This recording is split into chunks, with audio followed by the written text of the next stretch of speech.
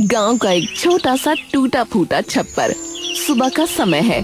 भोला अपनी बूढ़ी माँ के साथ रहता है। वो गांव की गाय भैंस चरा कर अपना गुजारा करता है। माँ, मैं सब गाय भैंसों को लेकर निकल रहा हूँ। घर में खाने के लिए कुछ बचा है क्या? बस थोड़ी सी सूखी रोटियां है बेटा। शाम को आते वक्त अगर कुछ मिल जाए तो लेते आना। फिक्र मत करो माँ, मैं दोपहर तक लौट आऊंगा।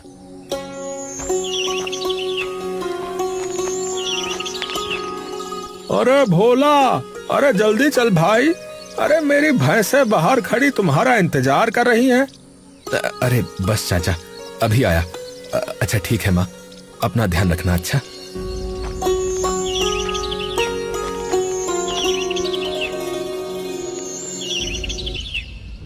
लगातार बीमारी के बाद भोला की माँ का देहांत हो जाता है।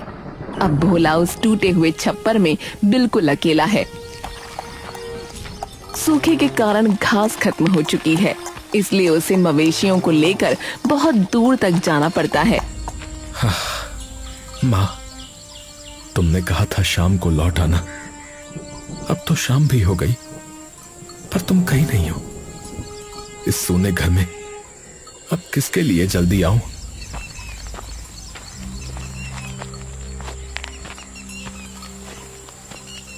अरे भोला, अरे तू अभी तक यहीं बैठा है? देख, धूप कितनी तेज है। उस शमशान की तरफ घास थोड़ी आ रही है। क्या वहां चलेगा? हाँ, कहीं भी ले चलो। अब मुझे किसी जगह से और किसी अंधेरे से डर नहीं लगता। जिसके पास खोने को कुछ ना हो, उससे डर कैसा? पर भाई, सब कहते हैं उधर रात को ना कुछ दिखता है। लोग तो शाम को उधर जाने से भी कांपते हैं। कांपने वाले घर में होंगे। मेरी गाय भूखी है, मैं उन्हें लेकर वहीं जाऊंगा। सूरज ढल चुका है और चारों ओर धुंधलका छा गया है। गांव के लोग शमशान की ओर जाने से कतराते हैं, क्योंकि वहां रात के समय एक अजीब सी रोशनी चमकती है। लेकिन भोला बिना किसी हिचकिचाहट के अपनी गायों को लेकर उसी रास्ते पर चल पड़ता है। अरे ओ भोला, अरे रुक जा भाई। अरे देख, अंधेरा हो गया है, अब उस तरफ मत जा। अब क्या हुआ काका? रास्ता तो यहीं से जाता है। तू पगला गया है का? है? अरे तुझे पता नहीं है उस शमशान में रात को क्या होता है? नहीं पता है? वहाँ एक रहस्यमयी रोशनी चमकती है। जो भी उधर गया वो फिर कभी चैन से नहीं सो पाया, बता रहे हैं। हाँ, काका, ये सब मन का वहम है। अगर वहाँ रोशनी है तो अच्छी ही बात है ना, कम से कम रास्ता तो दिखेगा। अरे तू अपनी माँ की कसम भूल गया क्या? है? भूल गया क्या? उन्होंने तुझे वहाँ जाने से मना किया था ना? बोल, मना किया था कि नहीं? अरे काका, अब माँ नहीं रही तो वो कसम भी उन्हीं के साथ चली गई ना। जब देखो बात करते रहते हो। मेरी गाय भूखी है और वहां घास अच्छी है, तो मुझे अब किसी भूत प्रेत से डर नहीं लगता। तो मैं जा रहा हूं, समझे? भोला अपनी गायों को हाँकते हुए अंधेरे शमशान की ओर बढ़ता है। भोला को वो पुराना दिन याद आता है जब उसकी माँ जीवित थी। घर के आंगन में बैठकर माँ उसे शमशान की उन डरावनी कहानियों से आगाह करती रही। पुराने समय में लोग कसम को अपनी जान से बढ़कर मानते थे। माँ, सब कहते हैं कि रात के समय शमशान में एक रोशनी चमकती है। वो क्या है माँ? क्या मैं उसे देखने जा सकता हूँ? नहीं बेटा, उधर भूल कर भी कदम मत रखना। वो रोशनी कोई अच्छी चीज नहीं है। पर माँ, सब सिर्फ डराते हैं। असलियत क्या है कोई नहीं बताता। तुझे मेरी कसम है भोला, तू कभी उस शमशान की तरफ आंख उठाकर भी न देखेगा। वादा कर मुझसे कि तू कभी अपनी माँ की कसम नहीं तोड़ेगा। अच्छा ठीक है माँ, आप इतना डर रही हो तो मैं वादा करता हूँ, मैं कभी उधर नहीं जाऊंगा। रात के सन्नाटे में भोला शौच के लिए घर से बाहर निकलता है। तभी उसकी नजर शमशान की रोशनी पर पड़ती है। अब माँ के न रहने पर वो कसम तोड़कर शमशान की ओर बढ़ जाता है। पास पहुँचने पर उसे दिखता है कि वो रोशनी कोई साया नहीं बल्कि एक स्त्री के पास जलता हुआ चूल्हा है। भोला एक झाड़ी के पीछे छिपकर कांपती आवाज में खुद से बात करता है। आज देख लूं कि वहां क्या है। भोला करीब जाता है और चूल्हे की आग देखता है। उसका दिल जोर जोर से धड़कने लगता है। अरे चूल्हा, इस वीराने में चूल्हा कौन जलाएगा? गांव वाले ठीक ही कहते थे, जरूर ये कोई भूतनी है जो यहाँ अपना शिकार पका रही है। क्या करूं? अब पीछे मुड़ जाऊं क्या? नहीं नहीं, अब पैर आगे बढ़ चुके हैं, जो होगा देखा जाएगा। जय बजरंगबली।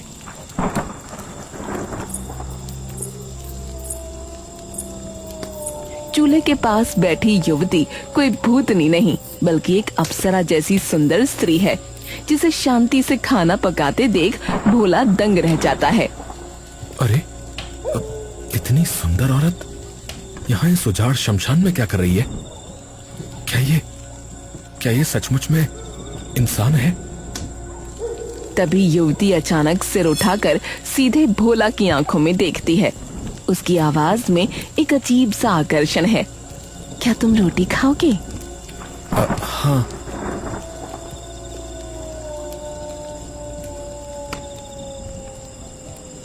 भोला पहला निवाला मुंह में रखता है और उसकी आंखें फैल जाती हैं। इतना स्वादिष्ट भोजन। माँ के जाने के बाद तो बस सूखी रोटियां ही नसीब हुई थी।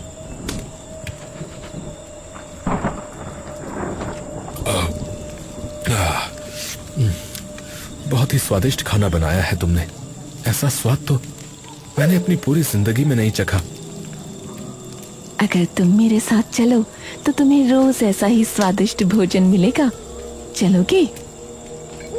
हाँ, मैं चलने को तैयार हूँ। युवती अपनी जादुई चुनरी भोला के ऊपर डाल देती है। स्पर्श होते ही भोला की आंखों के आगे अंधेरा छा जाता है। जब उसकी आंखें खुलती हैं, तो वो खुद को शमशान में नहीं बल्कि एक आलीशान महल के कमरे में पाता है। चारों ओर कीमती रेशम, सोने चांदी के बर्तन और खुशबूदार फूलों की महक है। अरे ये मैं कहाँ आ गया? क्या मैं कोई सपना देख रहा हूँ? अभी तो मैं शमशान में था ना, और अचानक से ये राजमहल।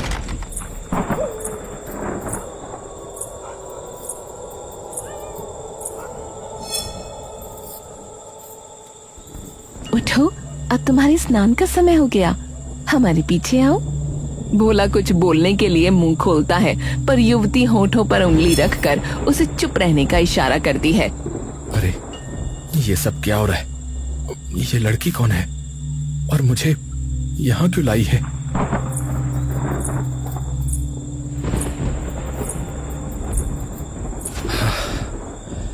जो भी होगा देखा जाएगा। वैसे भी उस टूटे हुए छप्पर में मेरे पास खोने को था ही क्या। यहाँ कम से कम ये सब सुख तो है। स्नानागार किसी दूसरी ही दुनिया का हिस्सा लगता है। वहाँ दो सेवक भोला को एक बड़े चांदी के टब में बैठाते हैं और सुगंधित तेलों और इत्र से स्नान कराते हैं। इसके बाद उसे महीन रेशम के कीमती वस्त्र पहनाए जाते हैं। जब भोला आईने के सामने खड़ा होता है तो खुद को पहचान नहीं पाता। अरे क्या ये सच में मैं ही हूँ? कहाँ वो फटे पुराने कपड़े पहनने वाला गवार चरवाहा, और कहाँ ये राजकुमार जैसा रूप। दोनों सेवक बिना कुछ बोले बस सर झुकाकर खड़े रहते हैं।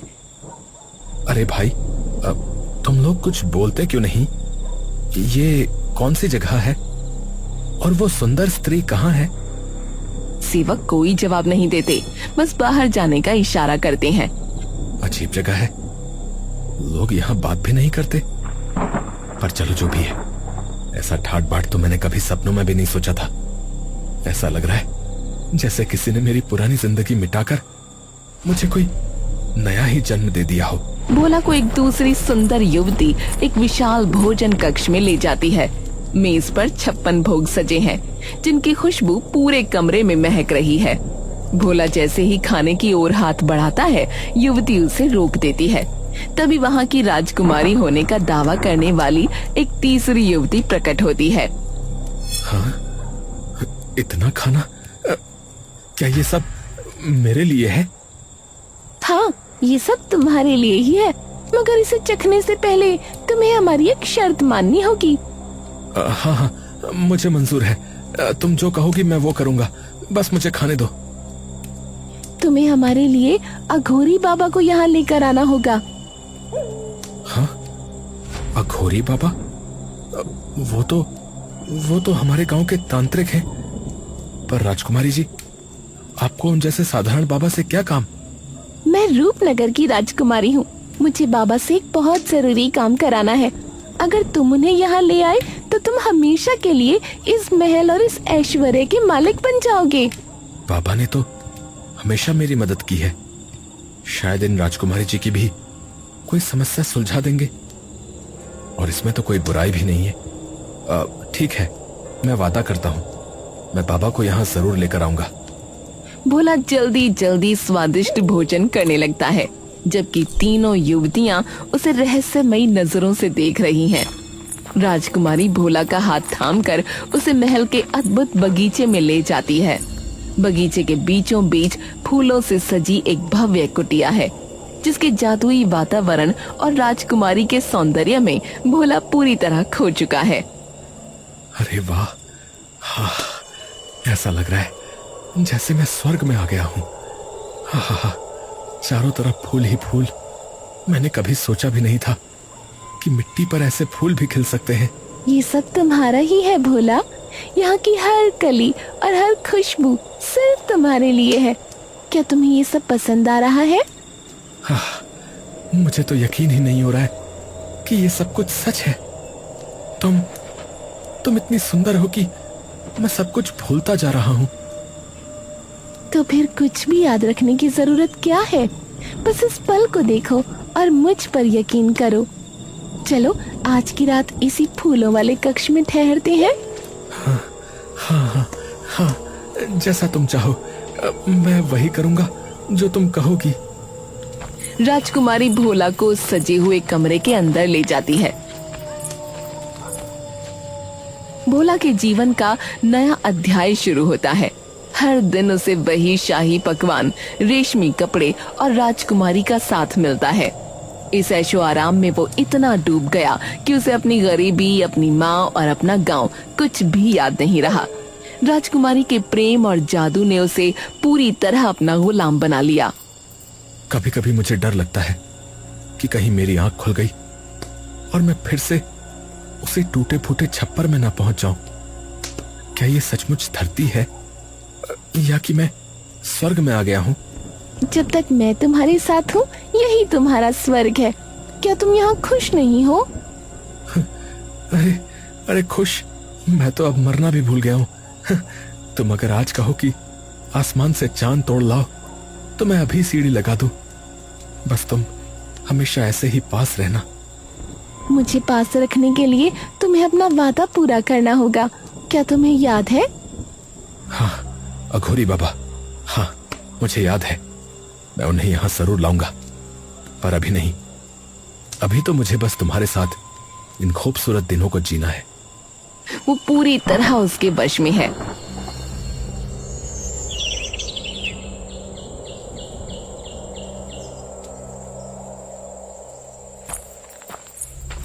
राजकुमारी भोला को महल के एक छिपे हुए गुप्त दरवाजे के पास ले जाती है।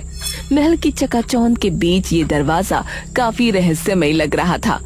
भोला, अब वक्त आ गया है, तुम्हें वापस अपने गांव जाना होगा। हाँ, गांव? पर क्यों? क्या मुझसे कोई भूल हो गई? मैं आपको छोड़कर कहीं नहीं जाना चाहता। डरो मत, ये बिछड़ना थोड़े समय के लिए है। जाओ और अघोरी बाबा को लेकर आओ। याद रखना, जैसे ही तुम बाबा के साथ गांव की सीमा से बाहर निकलोगे, तुम्हें जोर से 3 बार ताली बजानी होगी। 3 ताली? हाँ, तुम्हारी तालियों की आवाज सुनते ही मैं तुरंत वहाँ पहुँच जाऊंगी और तुम्हें वापस इस महल में ले आऊंगी। क्या तुम ये कर पाओगे? हाँ, मैं बाबा को लेकर जरूर आऊंगा। आपके बिना अब मेरा मन कहीं नहीं लगेगा। राजकुमारी मुस्कुराती है और अपनी वही जादुई चुनरी अचानक भोला के ऊपर डाल देती है। चुनरी के स्पर्श होते ही भोला की आंखें भारी होने लगती हैं और वो बेहोश होकर नीचे गिर पड़ता है। भोला की आंखें खुलती हैं तो वो खुद को गांव की नदी के किनारे एक पुराने बरगद के पेड़ के नीचे पाता है। राजसी सुख गायब है और वो फिर से उन्हीं फटे पुराने कपड़ों में है। हाँ, फिर वही फटे हुए कपड़े, वो महल, वो बिस्तर। हाँ, क्या सब सपना था? नहीं, राजकुमारी ने कहा था कि ये सब सच है। मुझे बस जल्दी से बाबा को ढूंढना होगा।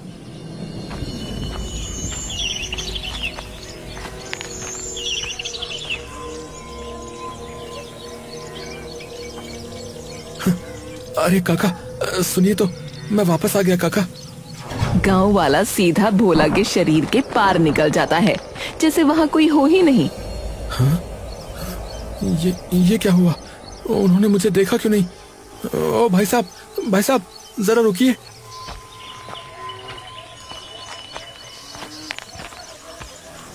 भोला एक और व्यक्ति के सामने खड़ा होता है, पर वो व्यक्ति भोला को छुए बिना उसके आर पार निकल जाता है। हाँ? कोई मुझे देख नहीं पा रहा। हाँ? कोई मेरी आवाज नहीं सुन रहा। मैं तो हवा की तरह हो गया हूँ। ये जरूर उस जादुई चुनरी का असर है। जो भी हो, ये अच्छा ही है। अब मैं बिना किसी रोक टोक के अघोरी बाबा के पास पहुँच सकता हूँ। आखिरकार वो अघोरी बाबा की कुटिया की ओर चल पड़ा। अघोरी बाबा की पत्नी, एक सुंदर और गंभीर महिला ने दरवाजा खोला। उसने भोला को देखते ही पहचान लिया और बोली, अरे भोला, तुम इतने दिनों से कहाँ गायब थे बेटा?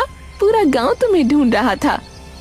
शुक्र है, कम से कम इन्होंने तो मुझे देखा, वरना मुझे लगा था कि मैं हमेशा के लिए अदृश्य हो गया हूँ। प्रणाम चाची, बस कुछ काम से बाहर गया था। बाबा कहाँ हैं? मुझे उनसे कुछ जरूरी काम है, बहुत जरूरी। बाबा तो सुबह किसी यजमान के घर पूजा के लिए गए हैं, शाम तक लौटेंगे। तुम अंदर आकर बैठो, मैं तुम्हारे लिए पानी लाती हूँ। नहीं चाची, मैं बस यहीं बाहर इंतजार कर लेता हूँ। मेरा ना बाबा से मिलना बहुत जरूरी है। भोला कुटिया के बाहर बाबा का इंतजार कर रहा था। शाम को बाबा लौटे तो भोला को देखते ही वो भाप गए कि वो माया जाल में फंसा है। बाबा उसे कुटिया के पीछे ले गए और मंत्रों की शक्ति से एक गुप्त द्वार प्रकट किया, जो अंदर से विशाल खंडहर महल जैसा था। तो जिस दुनिया से लौट कर आया है, उसका साया अभी भी तेरे ऊपर है। चुपचाप मेरे पीछे आ। बाबा, आप मुझे कहाँ ले जा रहे हैं? मुझे तो आपको अपने साथ ले चलना है। चुप कर मूर्ख, पहले अपने जीवन की चिंता कर।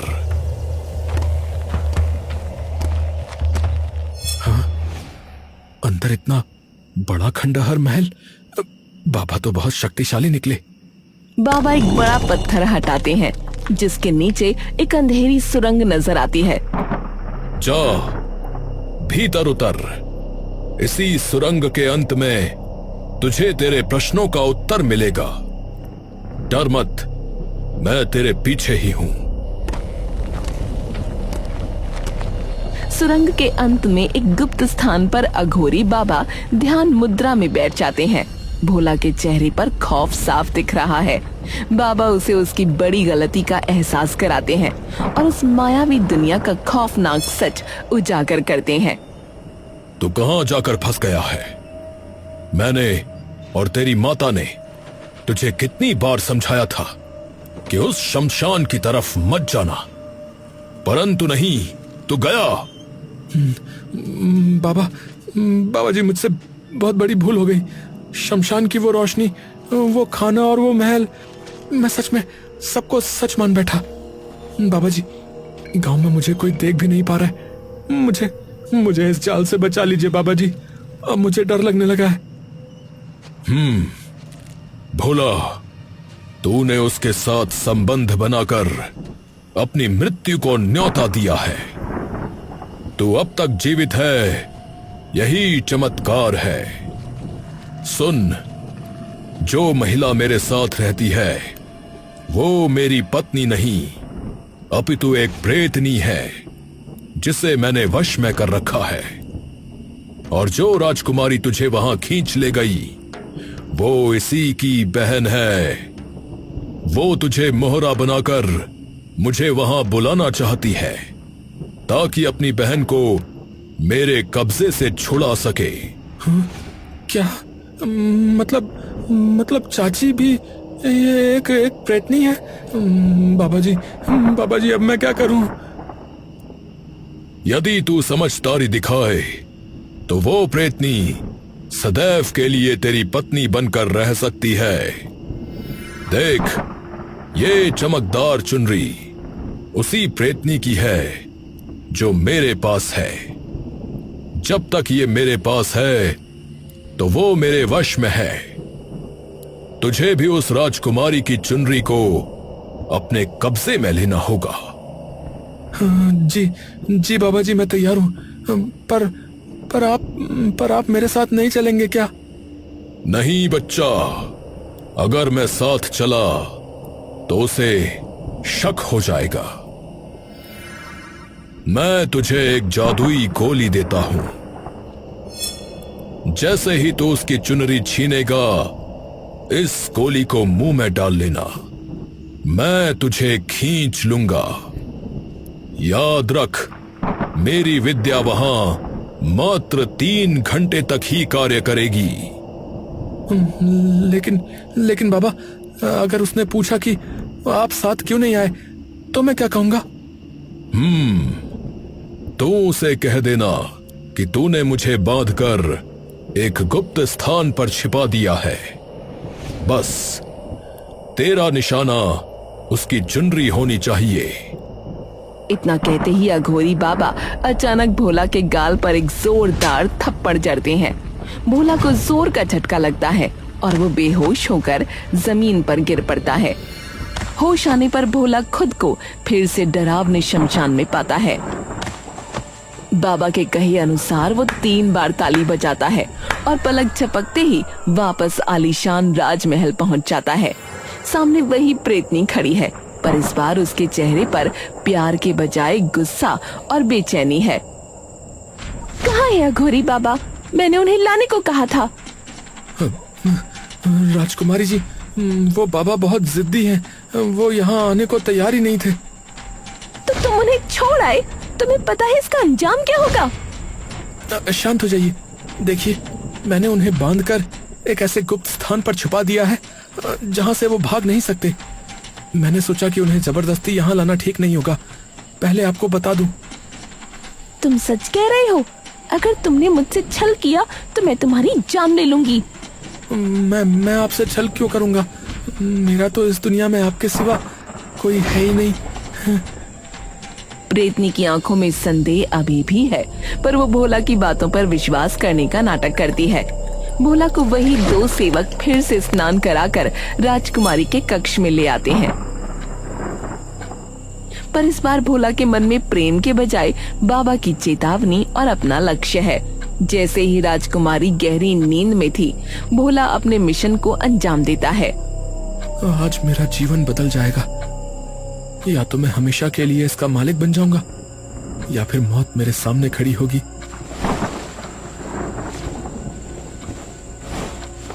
बाबा जी, अब सब आपके हाथ में है। अचानक एक शक्तिशाली खिंचाव महसूस होता है और कमरा धुंधला होने लगता है। अगले ही पल भोला उसी पुराने खंडहर महल में खुद को पाता है, जहां अघोरी बाबा हवन कुंड के सामने मंत्र पढ़ रहे हैं। अति उत्तम भोला, अति उत्तम। तूने कर दिखाया। जल्दी कर, इस चुनरी को अपनी कमर में लपेट ले। जी बाबा जी। भोला अपनी मर्यादा बचाने के लिए और राजकुमारी को वश में करने के लिए उसी जादुई चुनरी को मजबूती से अपनी कमर में लपेट लेता है। हवन की अग्नि तेज होती जाती है। खंडहर में हवन की अग्नि प्रचंड थी और बाबा के मंत्रों से वातावरण अलौकिक हो गया था। हवन पूर्ण होते ही मायावी प्रभाव समाप्त होने लगा। बाबा ने भोला को घर जाने का आदेश दिया, पर साथ ही एक ऐसी चेतावनी दी जो उसकी पूरी जिंदगी बदल देने वाली थी। भोला, अब तू मुक्त है, परंतु याद रख, ये चुनरी ही तेरी सुरक्षा है। और तेरी शक्ति भी। जी जी बाबा जी, मैं इसे कभी अपने से अलग नहीं होने दूंगा। और सावधान भोला, ये चुनरी किसी और के हाथ नहीं लगनी चाहिए। जिस दिन ये तुझसे दूर हुई, उस प्रेतनी का वश फिर से तुझ पर चल जाएगा और वो तुझे जीवित नहीं छोड़ेगी। इसे सदैव अपने पास रखना। ये तेरी परछाई बनकर रहनी चाहिए। आपका आशीर्वाद रहा तो ऐसा ही होगा बाबा जी।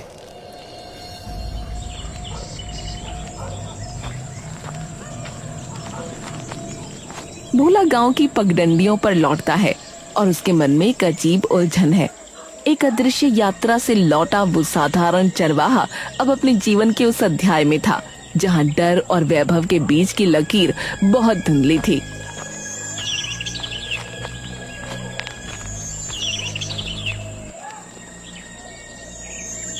अरे भोला, अरे भाई, अरे इतने दिन से कहाँ गायब था रे तू? है? अरे भैया, पूरा गांव शोर मचा रहा था कि तू कहीं भाग गया या तुझे किसी जानवर ने उठा लिया। हाँ, कलवा मुझे देख पा रहा है। इसका मतलब मैं अब अदृश्य नहीं हूँ। बाबा का जादू काम कर गया। हाँ। अरे भैया, ये क्या है भाई? और ये औरतों वाली चमकदार चुनरी तूने अपनी कमर में क्यों लपेट रखी है? ए भैया, कोई नया फैशन चला है क्या? अरे नहीं यार, वो कुछ जरूरी काम से दूसरे गांव गया था। वहां एक यजमान ने प्रसन्न होकर ये चुनरी भेंट दी थी। बस ऐसे ही बांध ली। बड़ी अजीब भेंट है। चल खैर, तू वापस आ गया, ये बड़ी बात है। चल तुझे गांव की ताजा खबरें सुनाता हूँ भैया। गांव में कदम रखते ही हर कोई भोला को घेर लेता है। हर किसी की जुबान पर एक ही सवाल है, भोला कहाँ था? भोला सबको वही रटी रटाई झूठी कहानी सुनाता है। अंत में वो अपने उसी पुराने टूटे फूटे छप्पर के पास पहुंचता है। हाँ, अपनी मिट्टी, अपना घर, उस सोने चांदी के महल से कहीं बेहतर है मेरा ये झोपड़ा।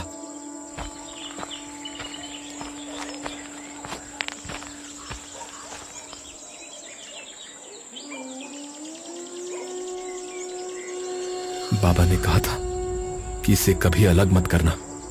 अब ये मेरी आत्मा का हिस्सा है। भोला अपनी पुरानी चरमराहट वाली चारपाई पर गिर पड़ता है। जादुई दुनिया की थकान और मानसिक उलझन उसे गहरी नींद की आगोश में ले जाती है। भोला गहरी नींद में था, तभी उसके कानों में चूड़ियों की मधुर खनखनाहट सुनाई दी। यह आवाज उसके टूटे हुए छप्पर में संगीत की तरह गूंज रही थी। भोला की आंखें खुली और उसने जो देखा उस पर उसे विश्वास नहीं हुआ। वो रहस्यमयी राजकुमारी अब एक साधारण गृहिणी की तरह उसके चूल्हे पर रोटियां सेक रही थी। हाँ, तुम यहाँ मेरे इस टूटे हुए घर में? हाँ, मैं ही हूँ। उठ गए तुम? ताजा रोटी तैयार है, अब जल्दी से हाथ मुंह धो लो। बाबा जी ने सच ही कहा था, इस चुनरी के मेरे पास रहते ही ये मेरे वश में हो गई। अब इसे शमशान में चूल्हा जलाने की जरूरत नहीं। अब ये मेरा घर रोशन करेगी। मुझे लगा था कि वो सब एक पूरा सपना था, पर तुम्हें यहाँ देखकर कलेजे को ठंडक मिली है। अब कोई सपना नहीं, अब यही तुम्हारी हकीकत है। जब तक तुम चाहोगे मैं यहीं रहूंगी।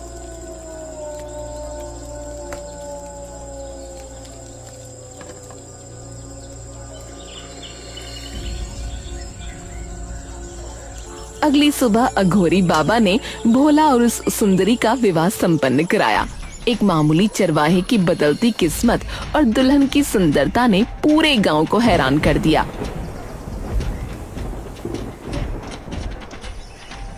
अरे भैया, अरे ये भोला तो बड़ा भाग्यशाली निकला भाई। अरे ऐसी सुंदर बहू तो राजा महाराजाओं के घर में भी नहीं होगी भैया। हाँ, अरे सुना है अघोरी बाबा जी का ही आशीर्वाद है भैया। हाँ, अब भोला भी बाबा जी के साथ तंत्र मंत्र सीख रहा है, सुना है। अब गांव वाले चाहे जो कहें, पर मुझे पता है कि मेरा असली धन तुम हो। और मेरा संसार अब इसी झोपड़ी में है, तुम तक सीमित है। साल बीतते गए।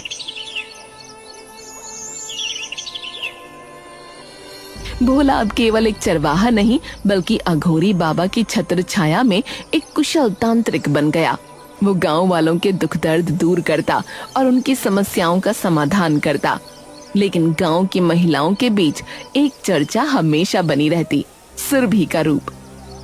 तुमने गौर किया, हम सबकी खाल लटक गई है, बाल सफेद हो गए हैं, पर सुरभि वो आज भी वैसी ही दिखती है जैसी 10 साल पहले आई थी। सच कहा, एक भी झुर्री नहीं उसके चेहरे पर। ये जरूर भोला और अघोरी बाबा की विद्या का कोई करिश्मा है। भोला और सुरभि के घर 2 किलकारियां गूंजी। बड़े पुत्र का नाम राम, छोटे का श्याम रखा गया। दोनों बच्चे पूरी तरह स्वस्थ और सामान्य थे, जिन्हें देखकर कोई नहीं कह सकता था कि उनकी माँ इस दुनिया की नहीं है।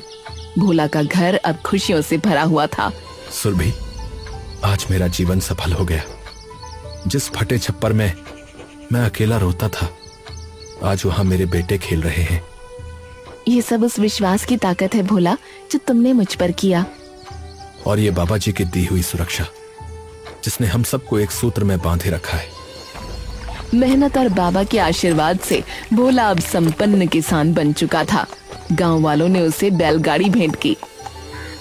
पिताजी, इस बार फसल इतनी अच्छी हुई है कि शहर की मंडी में हमारा ही नाम होगा। ये सब तुम्हारी माँ के भाग्य और बाबा जी के आशीर्वाद का फल है बेटा। जाओ, अब अपने घर की संभाल करो। तुम्हारी पत्नियां इंतजार कर रही होंगी। भोला का घर अब बहुओं और बच्चों से भरा पूरा संयुक्त परिवार बन चुका था, मगर घर के भीतर एक अजीब सा कौतूहल था। दोनों बहुएं अपनी सास सुरभि के सदाबहार रूप को देखकर अक्सर अचरज में पड़ जाती थीं। रसोई में दोनों बहुएं खाना बना रही हैं। तभी सुरभि वहां से गुजरती है। उसका रूप आज भी 18 साल की युवती जैसा चमक रहा था। छोटी, तूने गौर किया, सासू माँ की उम्र बढ़ती ही नहीं। उनके चेहरे की चमक देख और हमारे चेहरे ढलती उम्र की झाइयाँ साफ दिखने लगी हैं। सच कहा जीजी, गांव वाले कहते हैं हम उनकी बहुएं नहीं बड़ी बहनें लगती हैं। कभी कभी तो डर लगता है, ऐसा कैसे हो सकता है कि सासू माँ के पास कोई जादुई जड़ी बूटी है। चुप कर, अगर बाबूजी ने सुन लिया तो अनर्थ हो जाएगा। पर सच है कि सासू माँ इस उम्र में भी हमसे ज्यादा सुंदर और जवान दिखती हैं। बूढ़े हो चुके भोला के बाल सफेद थे और चेहरे पर झुर्रियां। फिर भी वो अपनी पत्नी और बहुओं के बीच के अंतर को बखूबी समझता था। वो अपनी कलाई पर बंधी पुरानी चुनरी को कभी खुद से अलग नहीं करता था।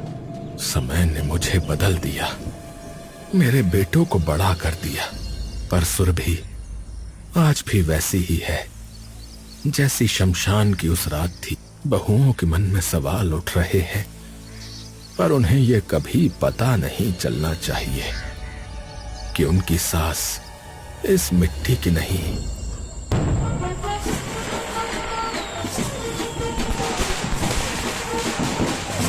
गांव में उत्सव का माहौल है। ढोल नगाड़े बज रहे हैं। सुरभि के रूप की चर्चा के बीच औरतें उसे नाचने के लिए मजबूर करने लगती हैं।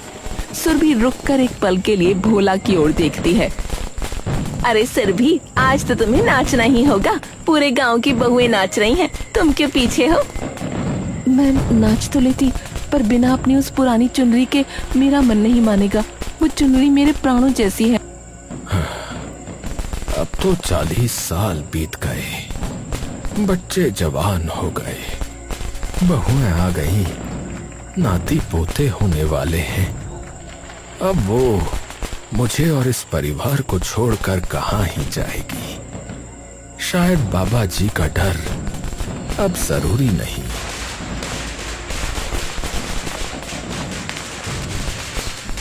ये लो, आज जी भर कर नाच लो, अब क्या डरना। जैसे ही चुनरी सुरभि के कंधों पर गिरी, उसकी आंखों में एक अजीब सी चमक कौंध गई। वो धीरे धीरे हवा में ऊपर उठने लगी। अब सुरभि रुक जाओ, नीचे आओ। मुझे माफ कर दो। विदा भोला, तुमने वचन तोड़ दिया और मैंने अपनी आजादी पाली। अचानक एक तेज रोशनी होती है और सुरभि सबके सामने धुएं की तरह गायब हो जाती है। पूरे पंडाल में सन्नाटा छा जाता है, अफरा तफरी मच जाती है। लोग डर के मारे इधर उधर भागने लगते हैं, बहुएं रोने लगती हैं और बेटे स्तब्ध खड़े रह जाते हैं। अब सच सबके सामने था। अरे भैया, गजब हो गया भाई। अरे देखा भाई, हमने कहा था ना कि इसकी जवानी का कोई राज जरूर है भैया। ये तांत्रिक भोला जो है भूतनी को पाल रहा था, बताओ।